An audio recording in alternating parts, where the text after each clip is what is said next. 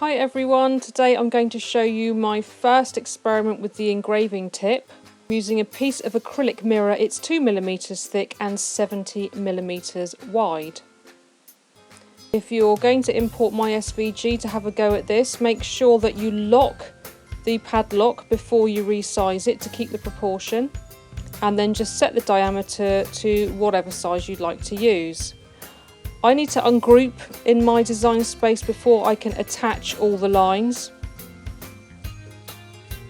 This means they stay in place on the cutting mat, not in sort of individual cut lines. And then make sure you go over to the line type and click engrave and check that all the lines have changed from cut to engrave. You click make it.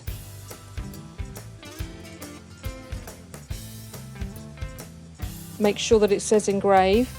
And I like to centre, because I'm using a sort of an actual piece of acrylic that I'm not cutting out of, the best way is to centre the design right in the middle of your mat on the 6x6 crosshairs. So that's what I'm doing here.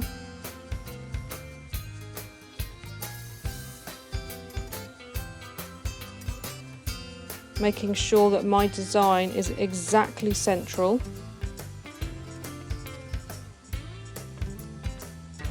And I got this method from Cricut Maker, and I did put the link in my previous, the November challenge post, where to find her video how to do this on YouTube. The settings in Design Space are for thick acrylic, 2mm or 1mm or copper, and here I measured out exactly the same on my mat and put my acrylic mirror dead central and taped it down at the edges. So I've loaded it into the machine and pressed the Cricut button, and here it is, just doing the first pass of engraving.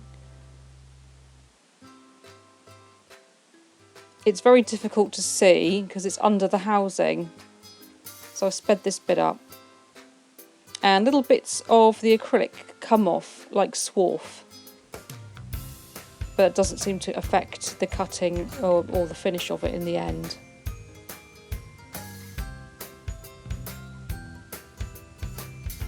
So that was it after one pass.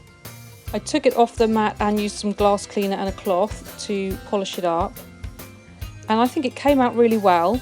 It's slightly off centre, so that neither my design nor the piece on the mat were off centre, so I think this is where the Cricut allowing a tolerance of 0.25 of an inch has come into play. There's not a lot we can do about that.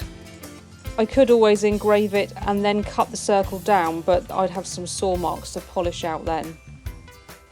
But overall I was really pleased with this. The mirror reflects it really well, and I would just use this as a fancy mirror in a dollhouse living room perhaps, or bedroom.